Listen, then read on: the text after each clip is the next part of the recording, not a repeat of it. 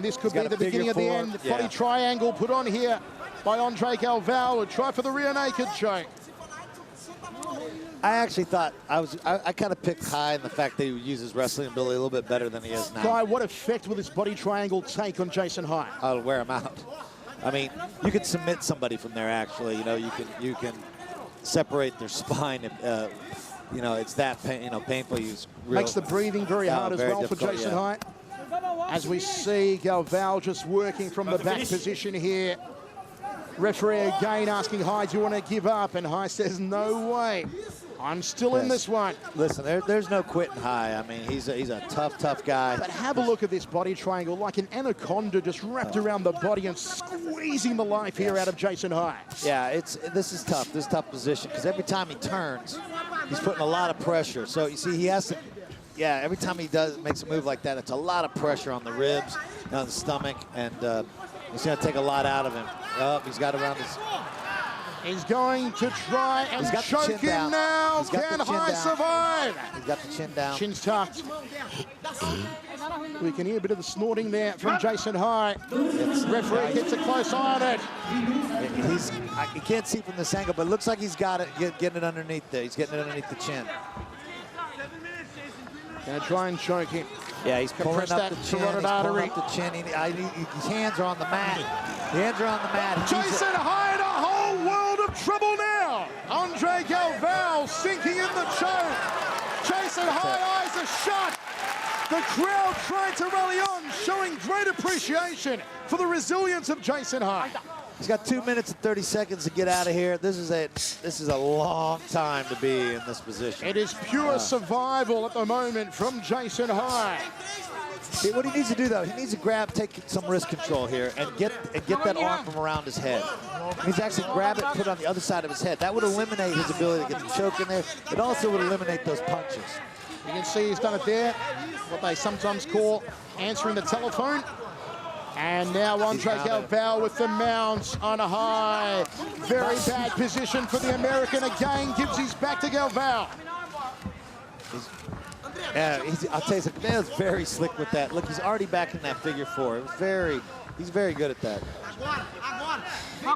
Total domination here from André Galvão. He's going to look to put on that body triangle once more. You know, it was too, and High had him hurt.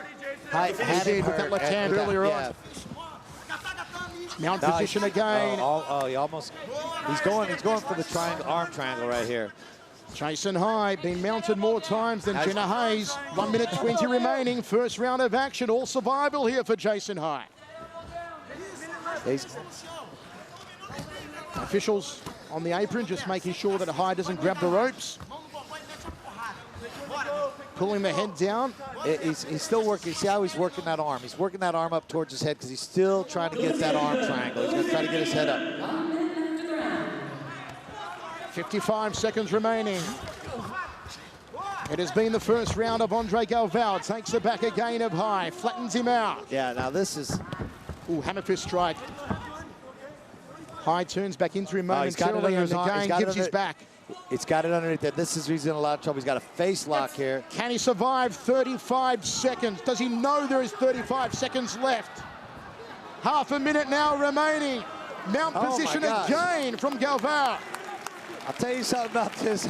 There's no quitting this guy. I'll tell you something. This match is a lot more exciting than I expected, you know, and mainly because High has been in a bad position, but he won't quit. He keeps fighting. And you just know he's holding on to that next round. He's going, I got 10 seconds. Can I hold on? Gives his back. Final few seconds. Jason High may very well survive the first round. Gives his back again. Yeah. He was looking for an armbar. Right on the bell was André Galvão. Total and utter dominance from the Brazilian guy, Mesga, but you've got to give it up for Jason High. What survival instincts he had to last so long against so many submission attempts. Well, I'll tell you, if I was his corner, I'd be going, guys, he needs to be throwing those punches. He hurt him with those punches. He's got the wrestling. He can keep Galvão from taking him down. We see that. Galvão couldn't actually take him down as much as this right there. Boom, big shot, dropped him. You know, he needs to be a little bit smarter on that. When he drops him like that, take a couple shots and back up. force him to stand back up so he can knock him back down again. You know, he's got to get out of his wrestling mentality. He's got to get into MMA mentality, which means I'm going to hit the guy. I'm going to do what it takes to win. And what he needs to do is go to his boxing. Galvão, you know, to be honest, he was having trouble until he got that reversal there. He was having trouble. So even though he was dominating, you know, the ground game part of it, he was really in trouble for this. So they need to go, you know. So I think if Jason High goes back to his game plan of hitting, you know, taking him down, hitting some more, but disengage after that. Don't let him get pulled in. Don't let himself get reversed there. As we said earlier on that bloody elbow internet poll, Galvão, the second favourite overall for the welterweight strap. Now the favourite, I suppose, with Sakurai out. 54% were voted for Sakurai, 32% for Galvão, 9% for High, 3% for Zaromskis. And I tell you who is enjoying watching this the most has to be Marius Zaromskis backstage, smiling and thinking both of these guys have exerted a lot of energy in the first 10 minutes, Guy Mezga. Oh, absolutely. Yeah, I mean, it is, what people don't appreciate is when you go for submission, going for that submission, it's exhausting. And especially when you got a guy who's not cooperating. Oh, he hurt him again. High knee from Jason High. Here comes the violence. I'll tell you something, he needs to stay, don't get there. Do not do that, stay back, stay back. She needs to stay back. This is why would he want to go inside the guard of Galvão? Now he gets back to his feet. Must have heard you guys. There you go. And referee says, get up, Mr. Brazilian. Let's do it standing. I'll tell you something. He can win this fight with this. He got to keep up this game. He's got to show the referees that he was in control of that fight till he got reversed. You know, he needs to let them know that. Right hand was telegraphed there by Galvão, allowed Jason High to counter with the right hand of his own, being the jab of the southpaw fighter. Galvão's got a good high kick, so Jason's got to look out for that too. He's got to look out for that high kick. His hand's a little bit low. You see where his left hand is? It's a little low. He needs to keep that a little higher. Circles off to his left. You can hear the corner of Jason High just in front of us saying, change it up, change your levels. Work your strikes downstairs, then go for the high kicks, then go for that left hand through the guard. That being the standing guard, of course. Circles clockwise, wild looping left hand, and a nice leg kick from Jason High. Jason High is looking for that left hand uppercut, and he's kind of telegraphing it. If I was Galvão, I'd be watching that. I'd be throwing that right round kick high. Nice shin across the midsection from Jason High. Left hook backs him into the neutral corner. There's the uppercut right hand. And he is just stalking Galvão with the handiwork. Good shots there from Jason High. 3 minutes 15 remaining, second and final round. Galvão picked most of that off, but he did eat, you know, even with these small gloves, even when you try to block with the gloves, you still feel it through. It's not like when you're wearing the boxing gloves, you know, where you can take a lot of the steam off. There's not 4-ounce gloves here used in mixed martial arts, Dream rules. Referee calling for action. You can see maybe setting himself for a rear leg round kick here, Jason High. Putting more weight on the front foot. Single leg attempt there from André Galvão. High didn't allow him. Well, his corner is smart. They're telling him to back away. And he's smart. He's listening to his corner. Good coaching is essential in this game, you know. A cerebral second round. Nice right hand there from Galvão. There's the high left round kick. Galvão caught it on the forearms. He's hurt, though. Jason High's hurt. That's why he's backpedaling, because he's hurt. Galvão wants to throw the right hand down the tube. Goes for a left hook instead. Tries to pull the head down. Muay Thai clinch. This is where High needs to be backing him up. When he's backing up, when he was hurt like that, that's when he can get taken down. That's when he can do it. He needs to keep pressing Galvão. He needs to push Galvão's back against the ropes, hit him like that. When your back's against the ropes like that, you have a lot less options. It's harder to shoot the takedown when you do that. Under 2 minutes remaining in the final round. Oh, a high right round kick from Galvão, and the corner again saying to Jason High, be patient, don't go in there, don't get sucked into his guard. And he stands and swings to the legs. Referee recommences from a stand-up position. This is going to be interesting here because Jason has definitely landed the harder shots here, done the damage. But Galvão, you know, had that whole, 6 minutes worth of the fight on the back with potential. Ooh, that uppercut almost took out a low-flying bird. Jason High setting himself Galvão controlling centering. See how he steps across and cuts off the movement there of Jason High. Nice footwork from André Galvão. But he doesn't do anything with it. That's the problem. He cuts off. You're not doing anything with it. He needs to do cut off, take that angle, and throw that right hand of his that he's not doing. Left round kick to the upper right rib cage. Misses the target for Jason High. 50 seconds remaining here. Oh! Good left hand from Jason High. Trying for the right hand follow through, but Galvão a little bit too slippery and just got out of dodge and back to center ring. Yeah, that hit a little bit high on Galvão's head, but you know that hurt, you know. Not like it would have been if it had been on the jaw, but... Jason almost dropped his left hand dangerously low, allowing André to come over the top with a right hand counter. Oh, good shot to the liver section. Good shot to the liver. That hurt. That hurt. You can tell because look at Galvão. He's backing up like that. He knows he needs to press and fight, and he's backing up. You know that hurt.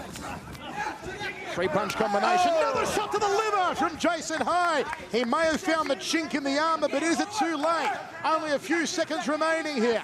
Can Jason High get another liver shot on? He goes for it, but time was the enemy. To see how this one goes. Jason High pumps his fist into the air. Galvão doesn't. Guy Mezger, how do you call it? You know, this one is very tough. And this is why the 10-9 system is better. And instead of doing a 10-minute round, a 5-minute round, because we could analyze who did better, okay? Galvão won that first round. Jason definitely won this round. So by the way they do it, they go, which one caused more damage? Who was trying to stop the, finish the fight? And what will the judges score higher? The repeated submission attempts from André Galvão throughout the entire first round, or the much better striking, as you said, of Jason High throughout the entire second round? Yeah, that's the mystery. And of course, it's always mystery judging in Japan anyways. You don't know what they're going to do. It could be way out of left field. So this is going to be interesting here. This is actually a very tough one to call. And it's times like this, folks, that you wish you had an extension round under these Dream rules. They are not permitted, however. Both men now throwing the fists into the air. One of them will go through to face the dark horse Marius Zaromskis in the final. One of them will go home. Will it be the first taste of defeat in his mixed martial arts career for André Galvão? Will it be the 8th career victory for Jason High? First judge, André Galvão. Judge Ohashi, Jason.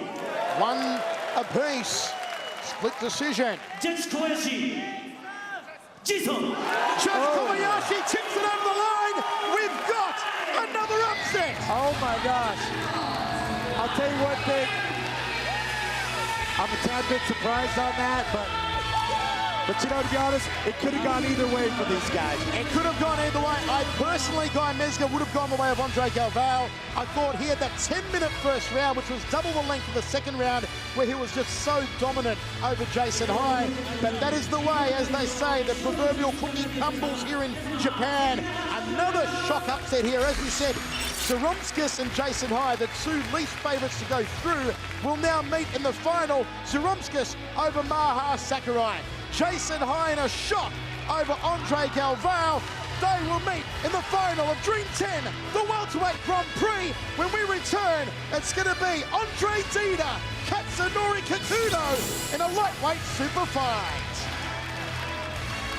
Next time on Ring. Welcome back to the Saitama Super Arena in Japan. DREAM.10, Michael Chavello, Guy Mezger with you. It has been an amazing night so far. Two shock victories if you've just joined us. The favourite Maha Sakurai out, courtesy of a rampaging Marius Zaromskis of Lithuania. And then in another shock, a split decision win to Jason High of the USA over the Brazilian André Galvão.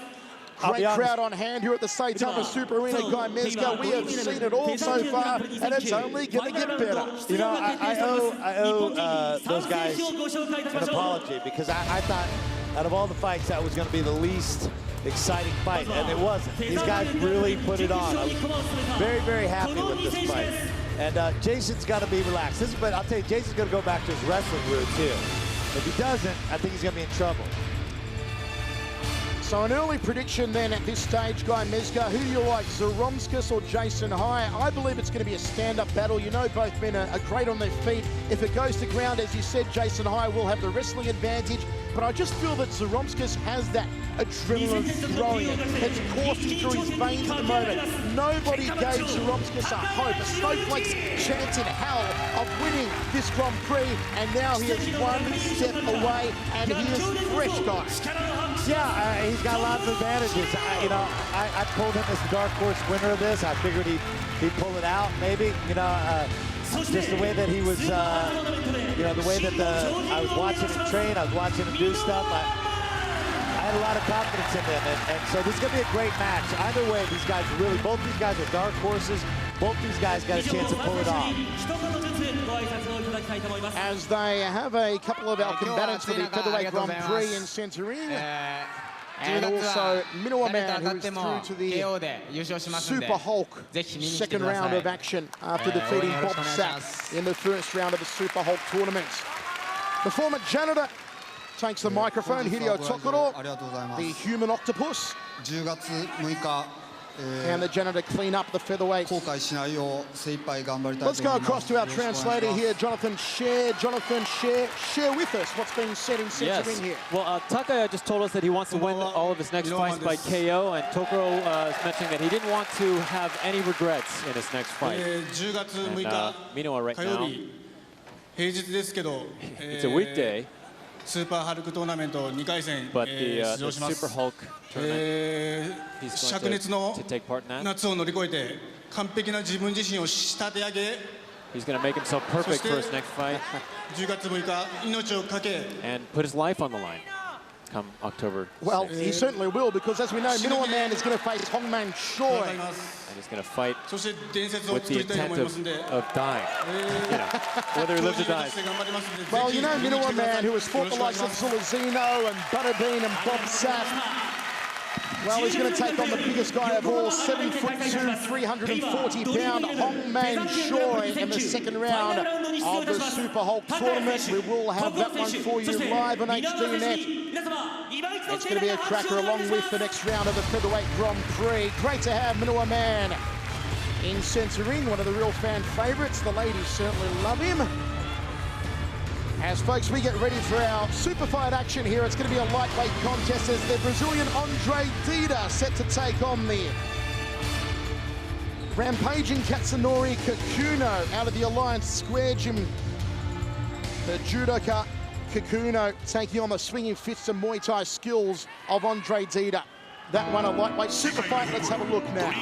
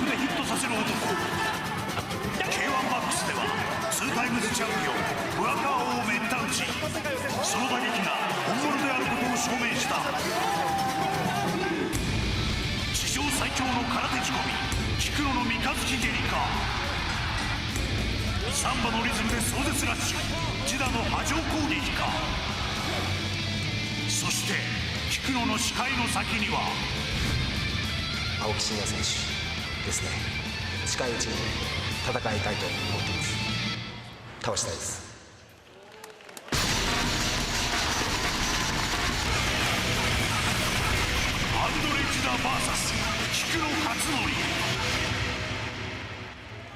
ただいまより本日の第4試合ライト級ワンマッチを行います。 And now for the fourth match. 青コーナーより菊野勝則選手の入場です。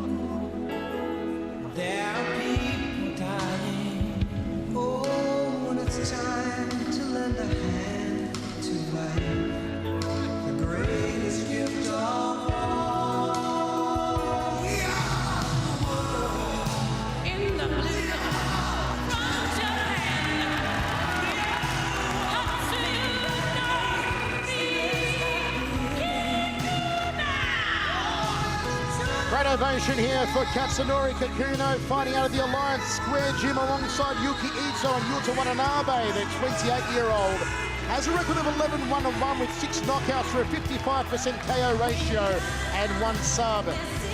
Comes in tonight on a massive 10-fight undefeated streak with 9 wins and a draw, dating all the way back to 2006. A mainstay of the Deep Promotions, he's the Deep Lightweight champion. Makes his dream debut here tonight, having fought twice already at Deep this year, at Deep 40 and Deep 41, winning both fights by knockout.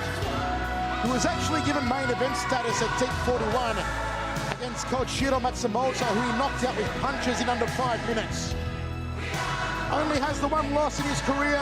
That was back in 2006 at Deep 23 against Yukinari Tamura, who beat Kikuno by decision. As he walks in front of our commentary position, looking very relaxed here tonight. The gi, the black belt, he has a background in judo and in Kyokushin karate under Hitoshi Kiyama. A little known fact that Kikuno actually placed top 16 in the All Japan Kyokushin tournament. He loves the crescent kick, and we could very well see a stand-up war between Kikuno and Dida here tonight.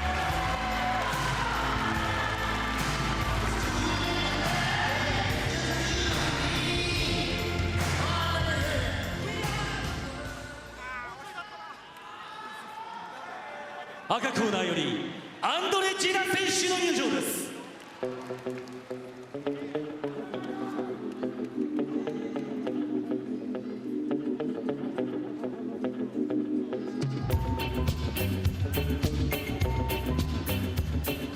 In the red corner,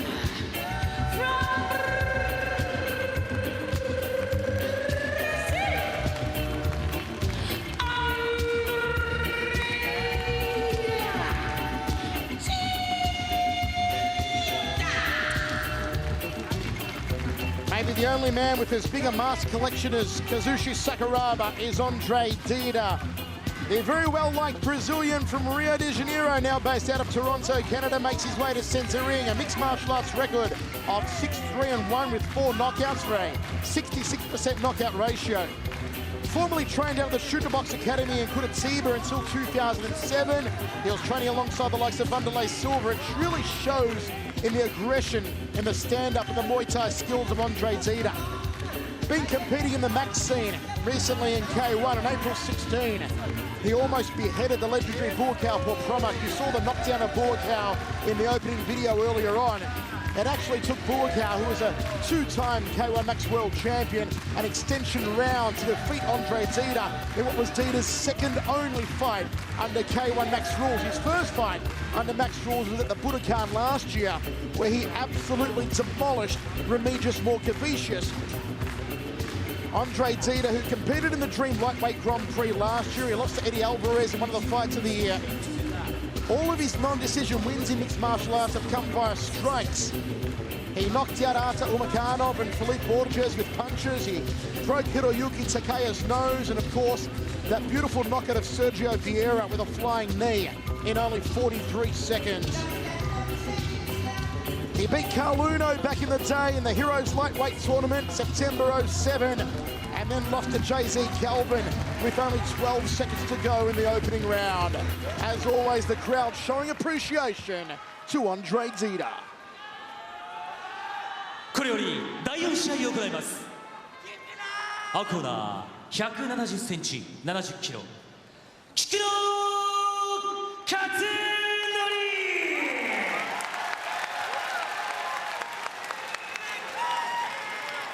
赤コーナー Doing a bit of a cutter there from the corner.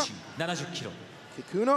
Kikuno's corner, he's got Kosaka, TK is known in the United States. He's a great coach, very knowledgeable, you know, and so he's got great coaching. He's got to listen to that coach to get past this. And again, I think this is going to come. The striking difference here is the Brazilian fighter throws a lot of combinations. The Japanese fighter throws the one big punch, and that's got to, you know, we got to see if he can land the big punch versus the big combinations. First round 10 minutes long, second round 5 minutes. No extra round in case of a tie. The win decided by KO, TKO, judge's decision, referee stoppage. The voice, Michael Chavello, Guy Mezger with your inside. Saitama Super Arena in Tokyo. Overhand right from André Dida and lands the second right hand. Muay Thai clinch and knee from the Brazilian. Smile on the kisser here of Kikuno. High right round kick from Dida. Both men in orthodox stance, they're right-handed fighters. Oh, nice counter from Dida. Yeah, Kikuno is still smiling, and his head's propped up real high. I mean, this is not where he needs his head. He needs to. He's taking a Kyokushin stance here, and it really isn't the way to go against André Dida. Like you said, guys, got to tuck the chin, close the hands in, get them up around his ears, not leave them out to the front there as he's doing. This isn't gi fighting. This isn't a Kyokushin fight. Head contact with punches is allowed. Yeah, Kyokushin, for those that don't follow, Kyokushin, full contact karate, you can kick to the head, but you can't punch to the head. So they held their hands lower and farther away, and their head straight up and down like that, which is not what he needs to be doing. At the moment, though, Kikuno really doing nothing.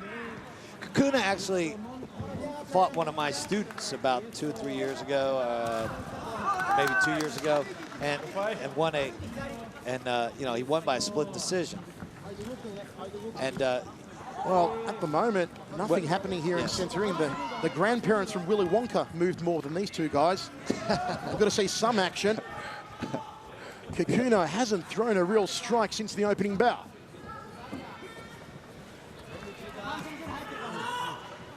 And Dida, meanwhile, circling clockwise, sticks out the jab. Will he throw the rear leg round kick on André Dida? You can smell it coming. Referee calling for action. Maybe yellow cards issued out in a moment if we don't pick up the pace. 2 minutes down in the first round. Feint there from Kikuno. Kikuno wants to counter. Both these guys are trying to counter each other, waiting for the other guy to throw something. Long ranging jab from Kikuno, rib kick. Fires the right hand, Dida ties him up. Look out for the Muay Thai knees here on André Dida. Kikuno's smart. He's pushed him up against the ropes so he didn't get hit with those knees. Always smiling. A real creepy smile at his two. Don't really know how to read it. He could make a stripper nervous with that smile. Dida just going clockwise again. And a very slow burner of a first round, in which Katsunori Kikuno, who, as I said, on a 10-fight winning streak dating back to 2006, is not showing how he's done that so far. And the referee is going to issue some warnings here. He needs to. No, he's not officially giving them a yellow card. He's warning them on that. And next will be a yellow card. And don't forget, if you receive a yellow card here, it is 10% of your purse deducted, which is something you don't want in these hard economic times, I'm sure. Back into it. Let's see who throws the preemptive strike. Fake off the lead leg from Dida. Actually, I think the referee doesn't have yellow. I think he actually verbally told the judges it was a yellow card. So maybe a purse deduction here as Kikuno throws a single shot, looking for the liver section. The round kick in Kyokushin karate, known as the Mawashigiri. Probing with the jab, maybe trying to set the rear leg round kick or the right cross here, André Dida. We just heard from our... Kikuno skips forward, tucks a little left hand to the jawline. Oh, down they go to the canvas. And he Kikuno mounts him. Ground and pound. Dida's going to give his back, and he does. Here comes Kikuno. Oh, ripping into the side of the head. Dida in trouble. Dida in trouble. Oh, yeah. Kikuno all over him. His They're going to front stop it. knee over. Oh, It's my good God. night, Irene. It's good night, Irene. Kikuno continues the undefeated streak. The last 11 fights. Well, he was slow out of the gate by Nezga, but once he got him down, he went to town. Oh, without a doubt, without a doubt. That was big surprise, big surprise.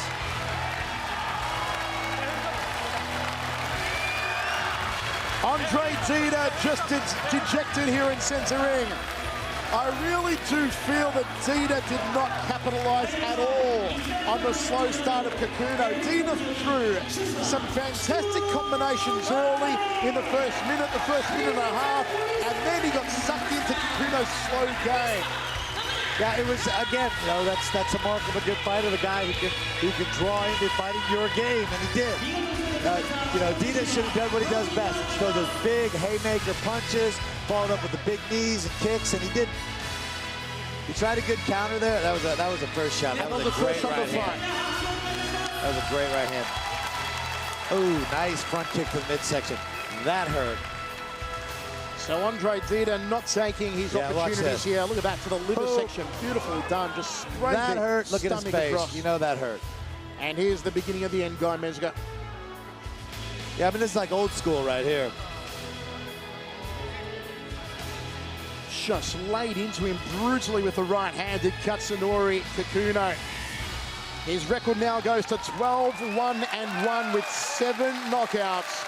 Jonathan Scher, what is Kikuno going to say to us now? He says hello for the first time. アライアンスのそしてディープライト級チャンピオンの菊野勝則です。 Deep light weight champion Katsunori Kikuno. まず First of all, こんなにたくさんの方々の前で試合ができることが本当に幸せです。 he's ありがとうご very ざいま happy to す。 be able to perform in front of so many people. この場を作ってくれたスタッフの方々や And, 稽古をつけてくださった皆さん、 thanking そ the して staff. ジダ選手だからこんだけ盛り上がった試合ができたと思います。 Thanks to 本当にありが Dida とうございました。 for having such a good fight with me. And thanks for all the staff. Thank you, Jonathan Scher. これからは There's 僕 going が to be some more here from Kikuno. He 武 loves 道 the の mic. 技と心で He's going to keep fighting with DREAM を strong blows 格闘技界を in his dream. 盛り上げたいと思っていま He'd す。 like to 応援 help よろしくお願いします。 get things going here, get pumped up. ぜひとも盛り上 Oh, げてください。 Katsunori Kikuno, you the man after tonight. Welcome to Dream. It's great to have you here. And earlier on in the opening video, he actually said he wants to fight Shinya Aoki. Folks, when we return, Melvin Manhoef, Paulo, Filho finally are happening. Hey. Welcome back to the Saitama Super Arena in Japan, where we have seen some absolutely crazy stuff here tonight. It has been Upset City. If you've just joined us, folks, earlier on, Tarek Safadine over Ikemoto in an upset. Zaromskis taking out the welterweight favourite Maha Sakurai, and Jason High in a split decision over the Brazilian André Galvão. And then we just saw some brutal ground and pound from Katsunori Kikuno on his dream debut against André Dida, who failed to take his chances. That means that coming up next we have the fight the entire world has been waiting for, the one that has been so rampant on internet discussions, over at the underground forums, the bloody elbow at Sherdog. Everyone has been talking about Melvin Manhoef versus Paulo Filho. アンダー84キログラムドリームミドル級王座現在空位しょっぱい試合しやがって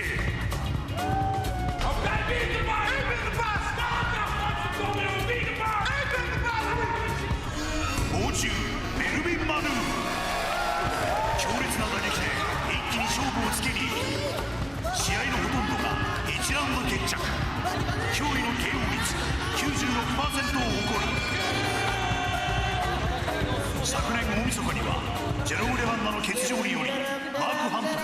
試合前日のオファーで対戦し、体重差44キロをものともせず秒殺勝利。今夜もぶん回して1ラウンド KO 勝利。ドリームミドル級の主役は俺様だ。フロムリオデジャネイロ、遅れてきた大本命到着。かのリングで無敗の大物、リオの人間爆撃機パウロ・フィリオ。アントニオ・ホドリゴ・ロリーラをはじめ名だたる充実家を輩出してきたブラジリアントップチーム出身。かつて日本のリングを席巻した驚異の弾丸タックル、そして爆撃機と恐れられるパウンドラッシュを振り下ろし、確実に敵を仕留めるパーフェクトバーリトゥーダー。プライドでは長男美咲に連続一本勝ち、無敗の強さを誇り、現代のリアル腐敗神話と崇められた男がドリームミドル級のタイトルに照準を合わせた。ジャカレ、メイヘム、マヌーフ、フィリオ。さてさて面白くなってきたな。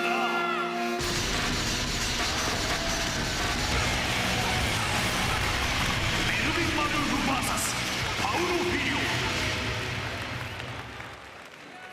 ただいまより本日の第5試合ミドル級ワンマッチを行います。 And now for the fifth match. 青コーナーよりパウロ・フィリオ選手の優勝です。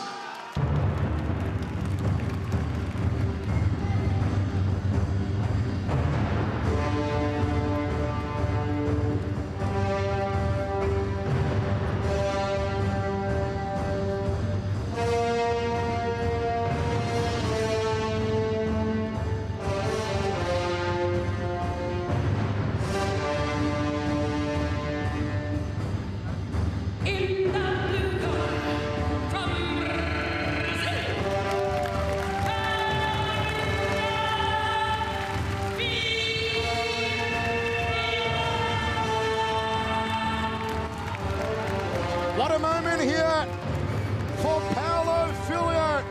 An awesome career record of 16-1 with 6 submissions for a 37.5% sub ratio. You have to wonder what's going through the mind of Filho here tonight. Has he exercised the personal demons that tainted his career?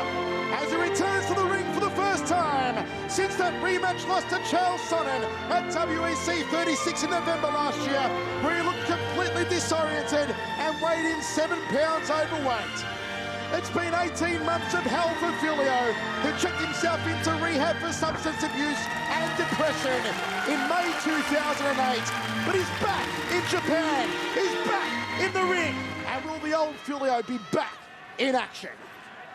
赤コーナーよりメルビン・マノフ選手の優勝です。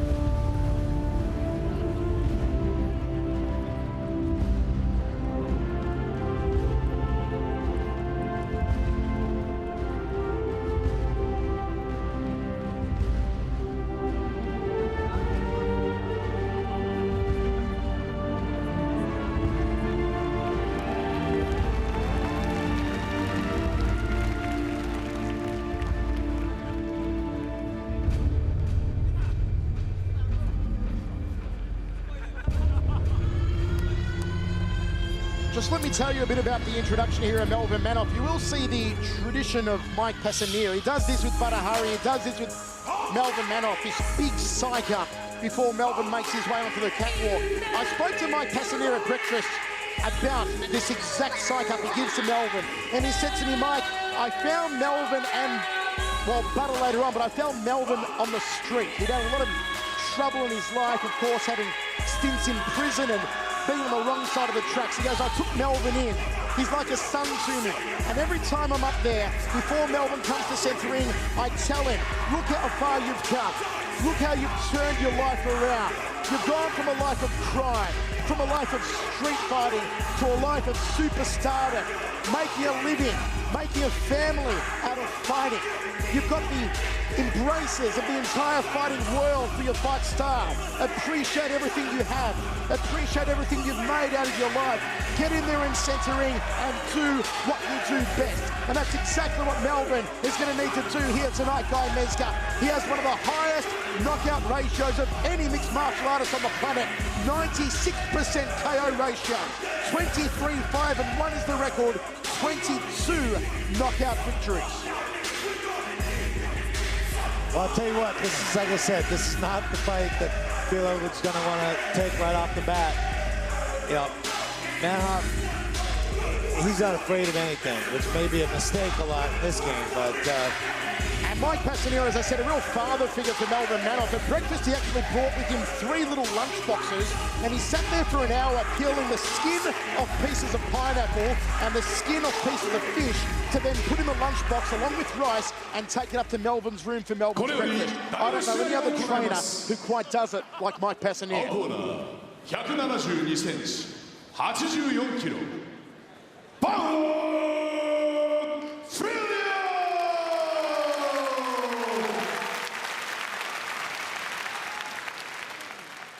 赤コーナー、177センチ、83.8キロ、メルビン・マヌエフ。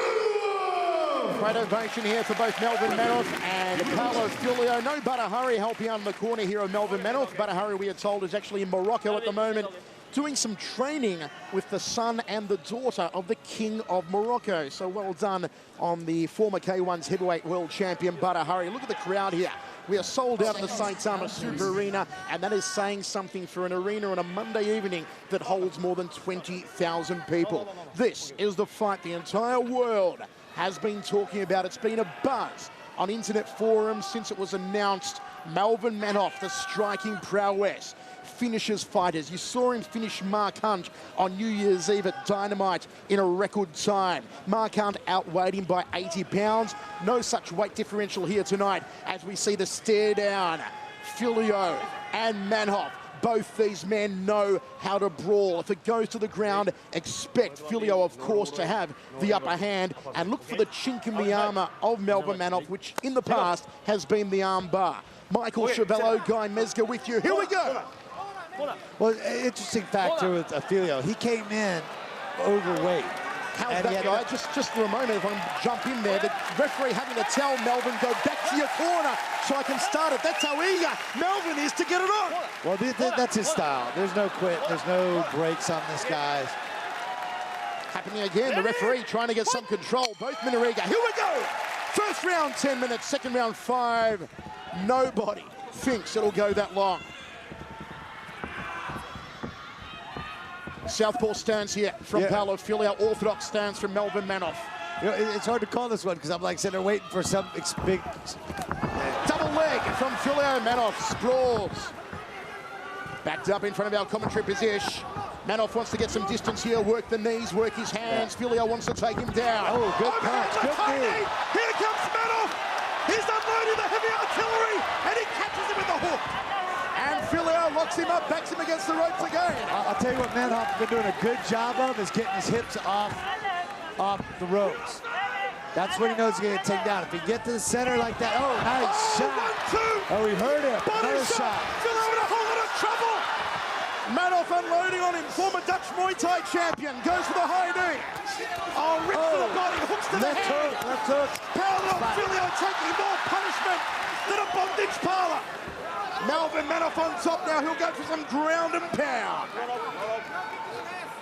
That is just violent stuff from Melvin. It was some very, very hard shots. I'll tell you something.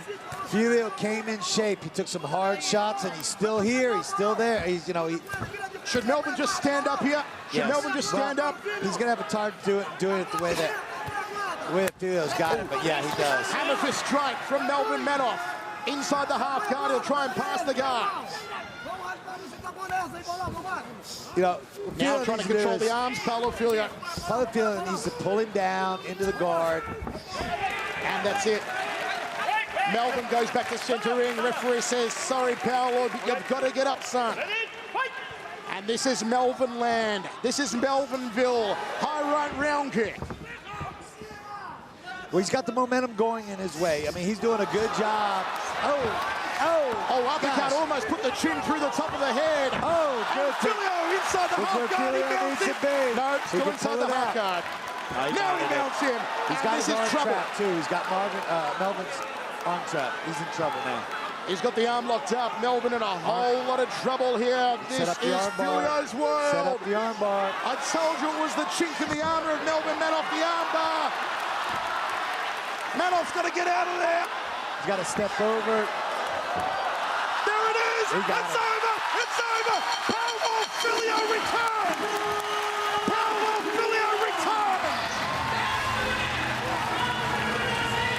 He's back, Dimeska. He is back. He survived an early onslaught. He did what he needed to do. He survived a vicious onslaught. He came in very, very good shape. The only way you can do that, the only way you take that kind of punishment is when you are in superior shape. He did a very good job, kept his composure, and pulled his game plan off. Excellent, excellent job. You gotta give respect for Paulo Filio. He withstood an early barrage from Melvin Manhoef. The type of punches that deck the likes of former K1 World Grand Prix champion Mark Hunt. That have decked the likes of Paul Slawinski. That have decked some of the greatest stand-up heavyweight fighters. Bam. He took them. These are clean shots with 4-ounce gloves, guy. Oh, yeah. I mean, look at that. Those are, and he hurt him there, but he kept his composure. Right into a beautiful armbar. What did Melvin do wrong here, guy? Well, really nothing. He was stunned. You know, I mean, to be honest, once a guy like at this level gets that armbar on you, it's done. But what he needed to do quickly was run over his head and try to turn his elbow out, which he didn't do. Well, there you have it, folks. Paulo Filio returns in style. We always said it was the chink in the armor of Melvin Manhoef.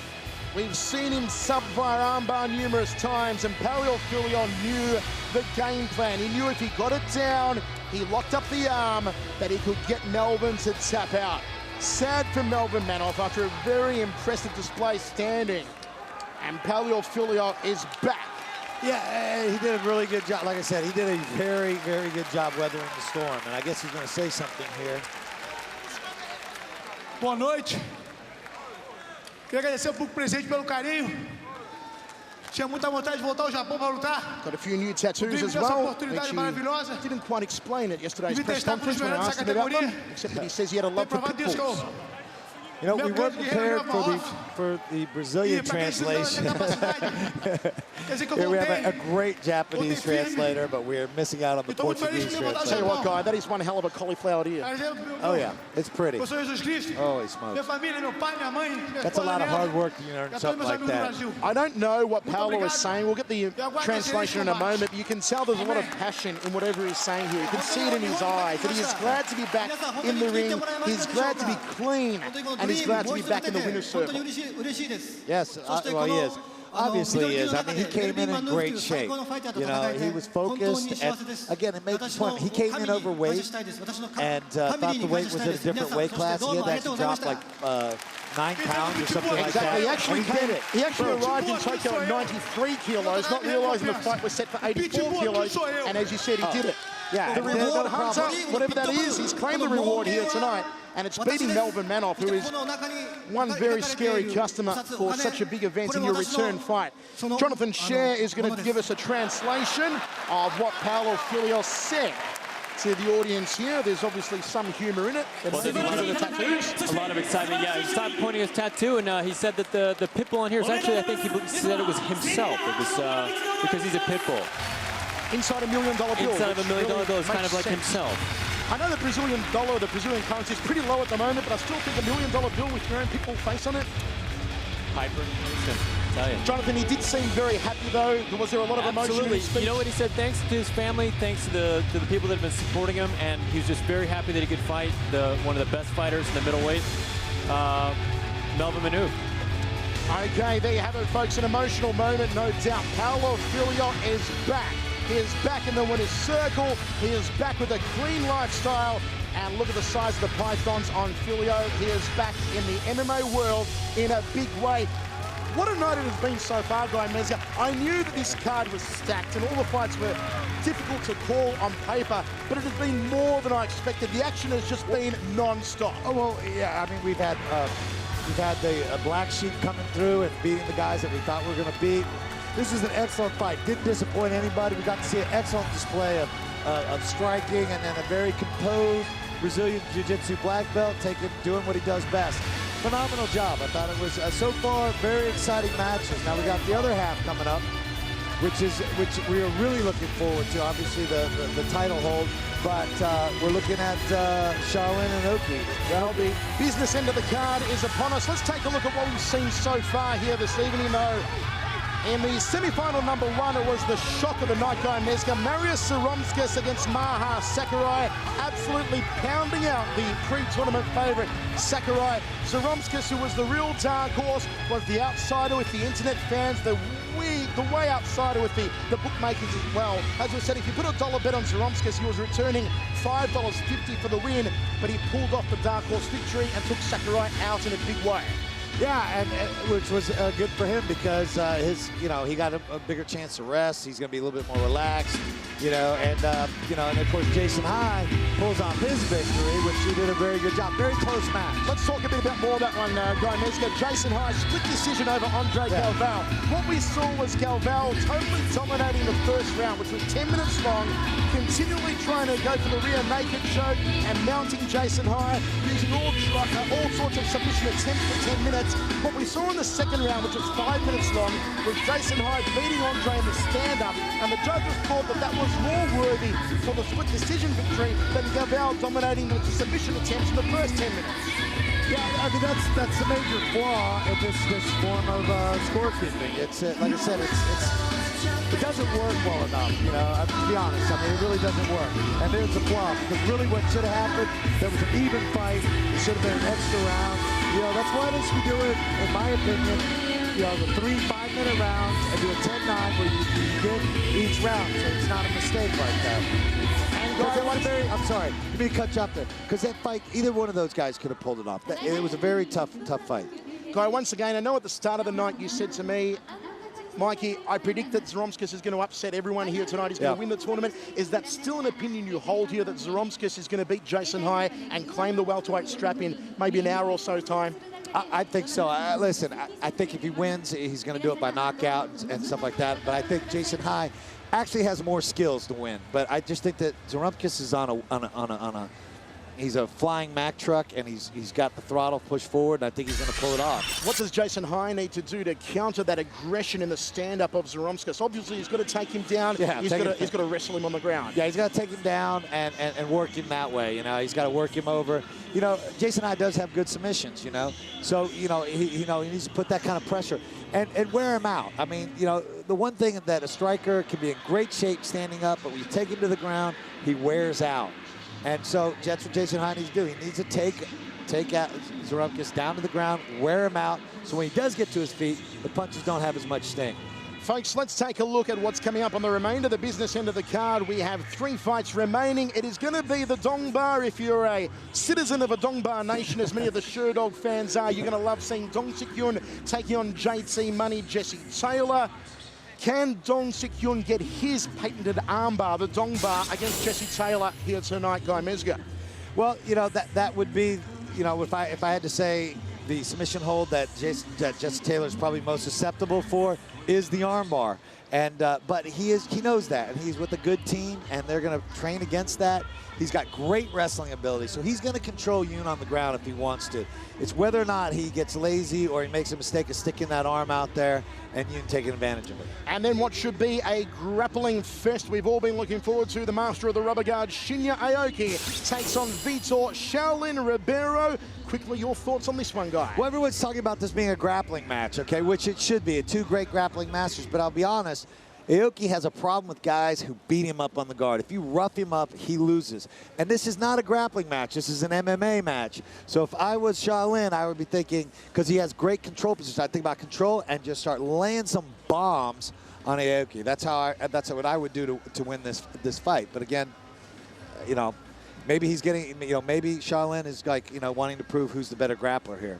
And then, folks, of course, as we said in our main event, the welterweight strap on the line. Who will be crowned the first ever Dream Welterweight Grand Prix champion? Will it be the Lithuanian dark horse Marius Zaromskis? Only got 3% of the fan votes to win the tournament overall. He is through to the final after taking out Maha Sakurai. He takes on Jason High. That is the business end of the card from here at the Saitama Super Arena in Tokyo when we return for the rest of this stacked card of Dream 10. Welcome back as HDNet Fights presents Hayward Dream 10 Welterweight Grand Prix 2009 Final Round. Fights presents Hayward Dream 10 Welterweight Grand Prix 2009 Final Round. Hey everyone, welcome to the HDNet Fight Studios. I'm Ron Kruk. While MMA fans at the Saitama Super Arena catch their breath during the intermission, it's only a temporary calm. Coming up, Shinya Aoki will face Vitor Ribeiro, and we'll see the welterweight Grand Prix final.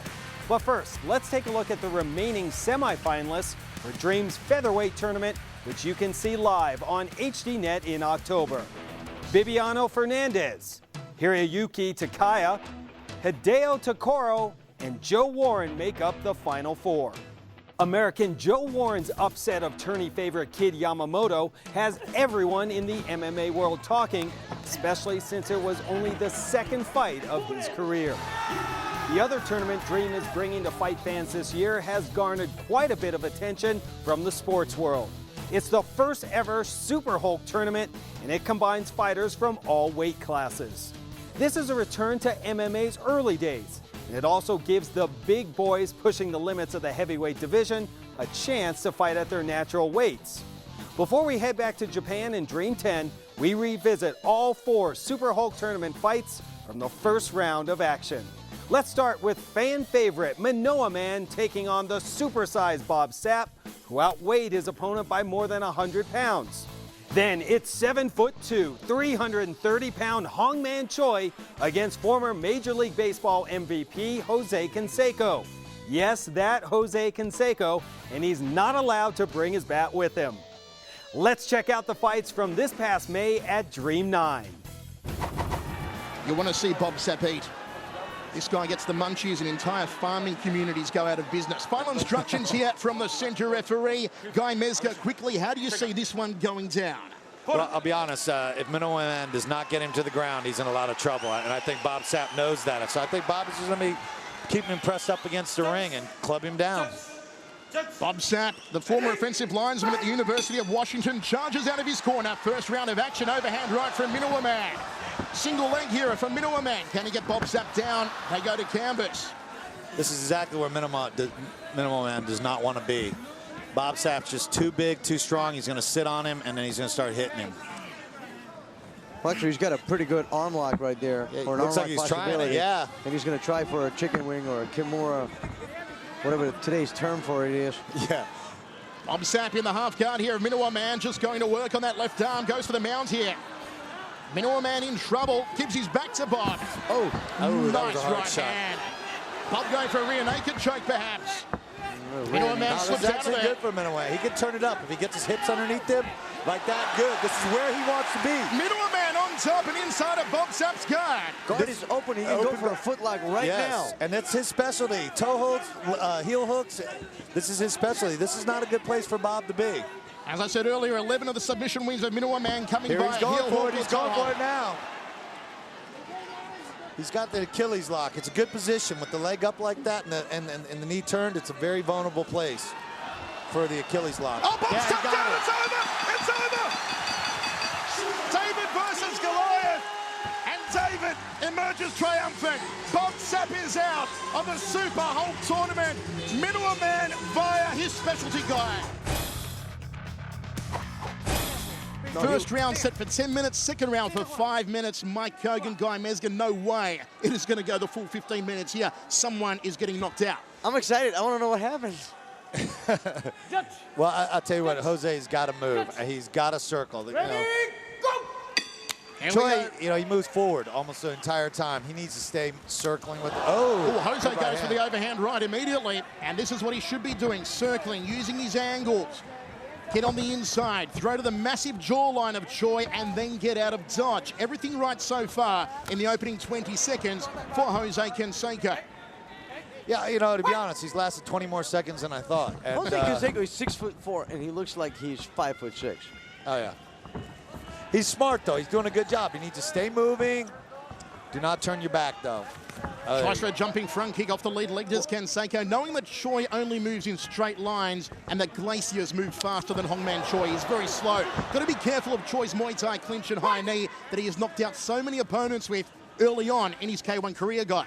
Yeah, he does. Oh, that hard shot. He just ran into a jab. He didn't get hit with a hard shot, and that hurt him. I'll tell you what, Jose's doing a good job, though. He's throwing that. He's got to get away from that crazy stuff there. That's that Taekwondo. It's not going to work. He needs to throw that overhand right like he's doing. He's doing a good job. He's landing it. I'm going to say, cerebral fight so far from Jose Canseco, Mike. You can tell everywhere he's landed because Choi's so white, every punch leaves a red mark. Canseco down, a lot of trouble now. Here comes the ground and pound. He's going to tap out, and he does. It's good night, Irene. It was always going to be over as soon as Choi was on top of him. Jose Canseco pounded out from Hongman Choi. As many expected, Choi made quick work of Canseco, and Manoa Man forced a quick submission of Sap. The last two fights of the Super Hulk tournament matched up Terry Sokaju and Jan the Giant Norte, and former Dream middleweight champion Gegard Mousasi against former K1 champ Mark Hunt. Now let's check out the fights. Final instructions from the center referee. The All-African battle, South Africa versus the Cameroon. Jan the Giant Norte, based out of Vegas these days, living and training with Ray Sefo. And of course, Sokaju, who these days is based out of California, and Team Quest. Michael Chavello, Guy Mezger, Mike Kogan with your ringside. Here we go, first round. Jan the Giant, the southpaw fighter. Sokaju, the orthodox fighter. Sokaju wants to throw the right hand down the tube, clinch up with Jan and try and get the big man down, and he does that. Good move, good kick right to the body. But this is a good defense for Jan. He's using his body weight. See how he's pushing his hips into him there like that? It's not, he needs to keep pushed up there if it's going to work. All tied up in the neutral corner in front of our commentary position is Jan, just leans down on Sokaju, Mike. Well, I'm surprised he's in the clinch like that. I mean, he started off with an attempt for a double leg or a single leg. He should have just stayed lower and be able to just get that support leg out. Because right now, Jan is pushing all of that 300-some-odd pounds right on him. It's a little tough, though, when you get them stuck against the ropes, because they can stick the rear end through the ropes. So they can actually get their hips away a little bit. So, he kind of did a good move to get up because, again, bent over like that, you still get hit pretty hard. And you don't have to be the big, that hard of a puncher when you're this heavy. It can really be more effective. Oh, absolutely. I mean, he knocked out Bob Sapp in 30-some-odd seconds. So 55 seconds as Jan tried to snake in a little sneaky uppercut earlier on. He wants to work some distance here. Throw the gut-munching knees to the midsection of Sokaju, then break off and work his boxing skills. Well, he's using some sneaky techniques. He's also been taken down twice. He grabbed the rope 2 times already. They need to have an official warning, because it's not fair. It's too much effort for Sokaju trying to take him down and him grabbing the ropes like that. We'll see how far Jan actually lasts at this massive weight of 350 pounds. He's been working out twice a day with his fitness coach, Jake Bonacci. Ooh, good kick. Yeah, that's not going to phase much for Jan. Big inside thigh kick again to that lead leg, which is where you want to attack a southpaw fighter. Should follow through with the right hand up the center corridor, public enemy number 1 of the southpaw. But Sokaju doing well. Yeah, almost 2 minutes down here in the first round. This is a big improvement. You see he's moving his head. He's got a lot more head movement, although he definitely needs to throw his head more when he's throwing the kick. Every time he comes with the punch, he's doing a head fake and he's turning, which is a good, smart move. Good. Grab the ropes again. That's a 3rd or 4th grab. And surprisingly here, Jan hasn't thrown any decent kicks of his own. One of the game plans, I know that had is Sokaju takes him down inside the half guard on top. A big right hand, almost put him through the canvas. Jan the Giant forced to cover up, but he is copying an absolute beating. Sokaju just monstering him. It's all over. It's all over. Oh, Sokaju losing the plot at the end.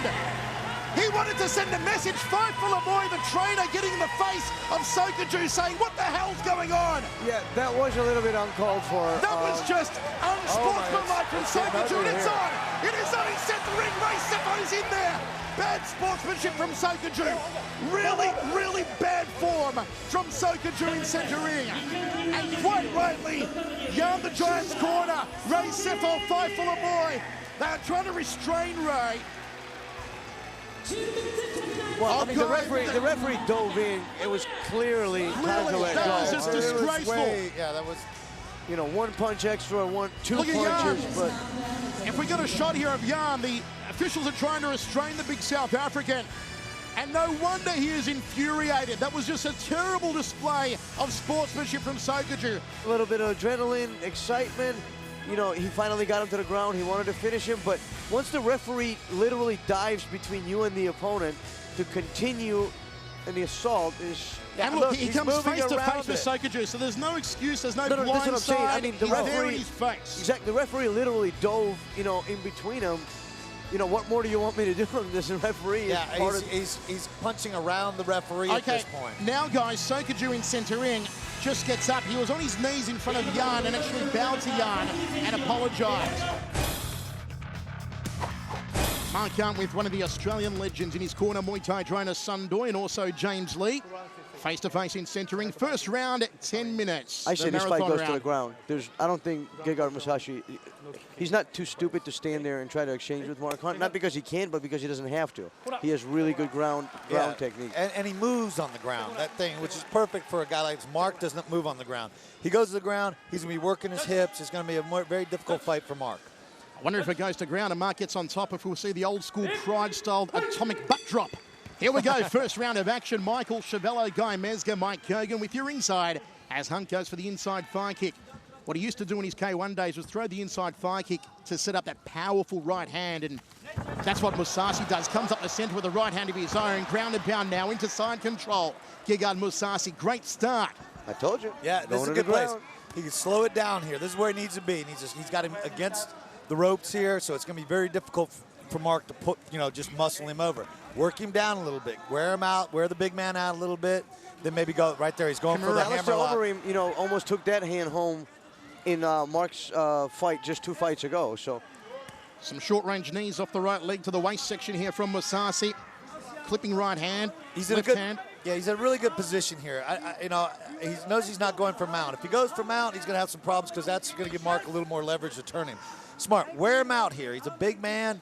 You know, get Mark. You know, Mark is going to definitely be worried about being, you know, on his back here like this, getting hit. It's going to wear him out. Going for that arm again. Mark Hunt in a world of trouble here. He's got to get out as Musashi looks for the submission on the left arm of Hunt. Yeah. Trying to turn on the Kimura. Hunt's actually trying to escape. It's over. He got it's it. over. Armbar. Mark Hunt is out of the Super Hulk tournament. And Gegard Musashi is through via submission. Guy Mesga, he did it. As I said, this man is all class. Oh, I'll tell you, he's phenomenal is what he is. He will fight anybody. He's not playing it safe. He's moving up to a very heavyweight division, you know, and he's not a heavyweight. He did it was a very smart fight, you know, and also entertaining. A lot of times those don't go together. A guy fights a smart fight, it means he's playing a safe fight. He didn't play it safe, but he fought smart. That was great. So Gegard Musashi finishes Hunt with an incredible Kimura considering the size difference between the fighters, and Sokaju takes out his frustration of losing 2 straight on Norte. He apologized afterward for his continued onslaught on Norte after the referee had already stopped the fight. Looking ahead to the semifinal matchup set to take place live at DREAM.10 in October, right here on HDNet. Hongman Choi will fight Manoa Man, and in what could easily have been the championship bout, Gegard Musashi will take on Terry Sokaju. The winner of each fight will battle for the first ever Dream Super Hulk Championship. It looks like the intermission is wrapping up, so I'll send it back to Japan for the Welter Weight Grand Prix finale. We'll be right back as HDNet Fights presents Heiwa DREAM.10 Welterweight Grand Prix 2009 Final Round. HDNet Fights presents Haywa DREAM.10 Welterweight Grand Prix 2009 Final Round.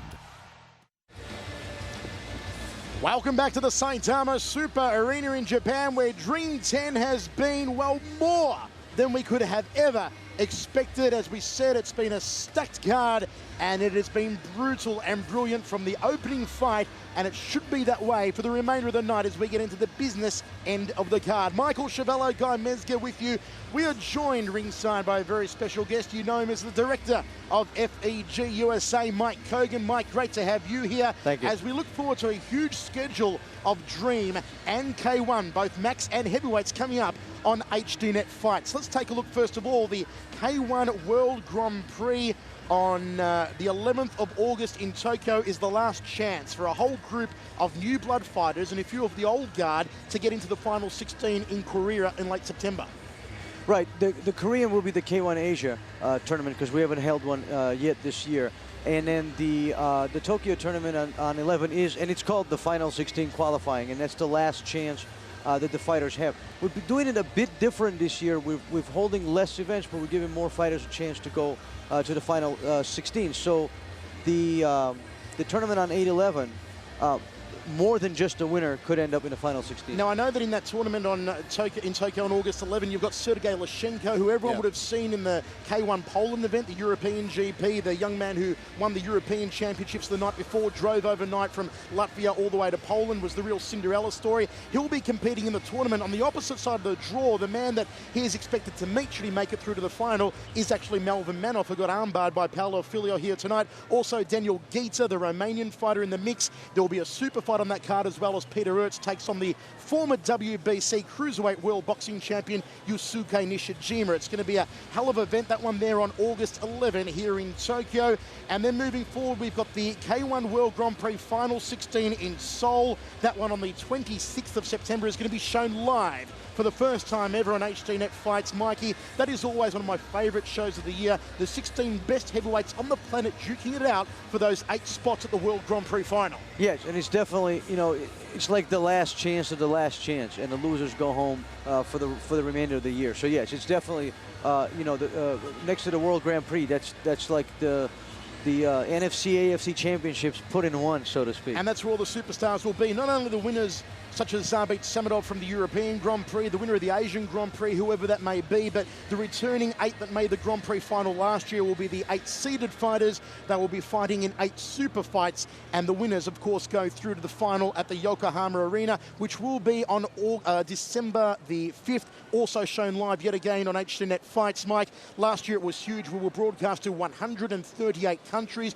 It'll happen again this year. The Grand Prix is the Mac Daddy of them all, the Super Bowl of stand-up. Of course, and ironically, this year's Grand Prix will be exactly 1 year since HDNet started broadcasting K1.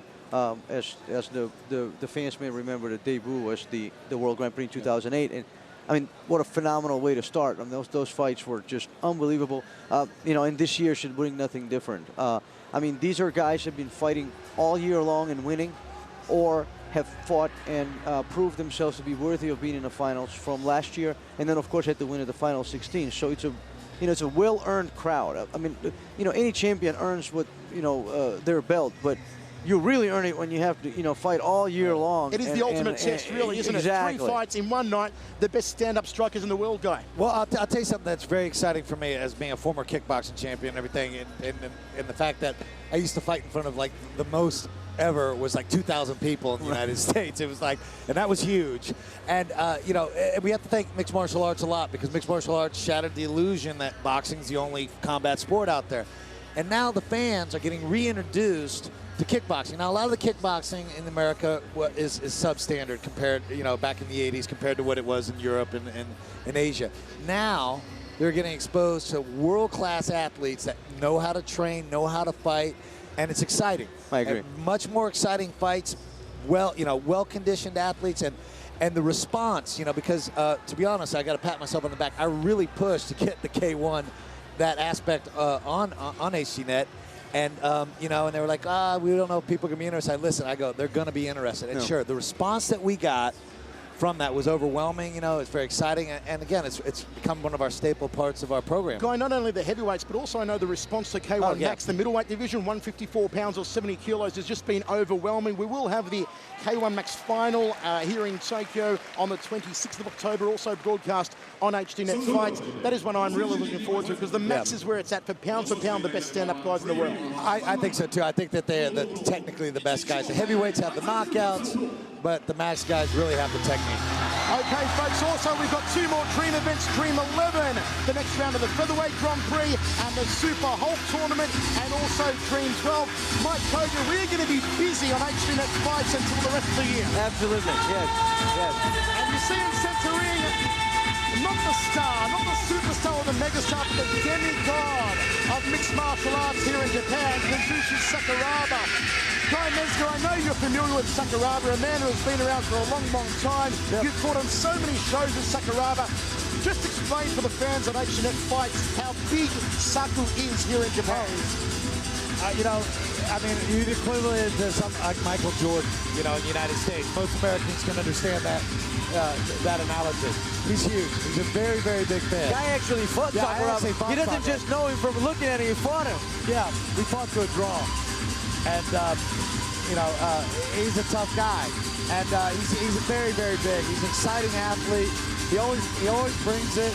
You know, he is, you know, definitely an entertainer on top of being a great athlete.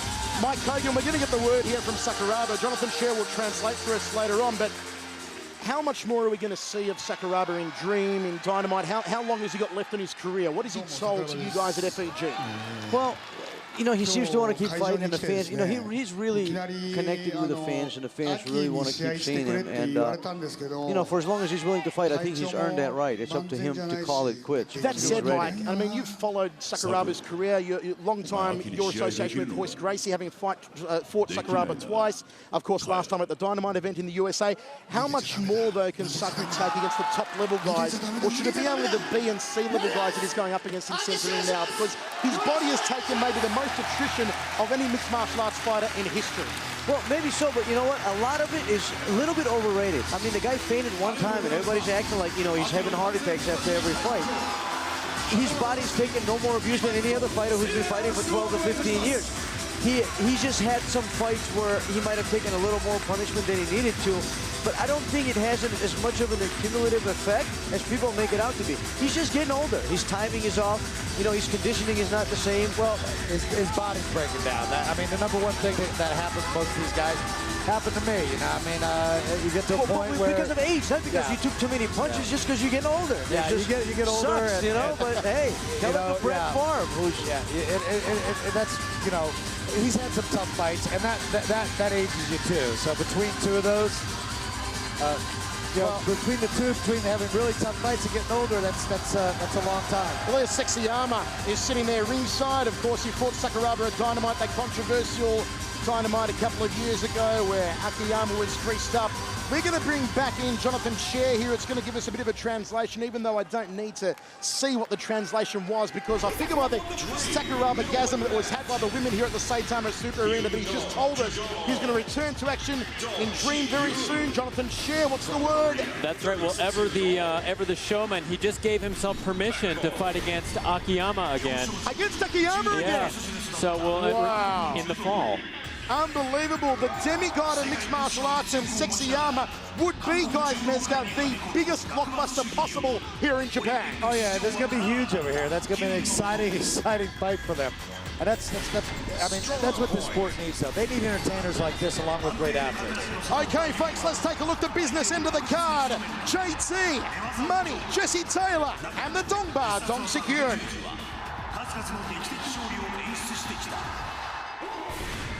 Highlight. だが昨年はこの必殺技を研究され、ゲガール武蔵、アンドリュース中原と連敗。ドリームで生き残るには寝技一辺倒では不可能。ニュースタイルの戦術が求められる。 이번에는 타격으로 반드시 KO로 이기겠습니다. UFC Kikuno Mondaichi. Jesse Taylor from USA, 26 years old. アメリカで絶大な人気を誇る UFC、 その参戦権をかけたサバイバル番組「ジ・アルティメット・ファイター」出身。日本で言えばガチンコサバイバー相乗りの MMA バージョン。ここで最後まで生き残ったテイラーだが、泥酔して関係者のリムジンの窓ガラスを粉砕、怒り心頭のダナ・ホワイトに追放された過去を持つ。 MMA record. 戦績は11勝3敗と実力は十分。行き場をなくした問題児がドリームミドル級に襲来。 Mr. Hewitt, you're the one who's been chosen. Dream middleweight match. ユンドンシク VS ジェシー・テイラー。ただいま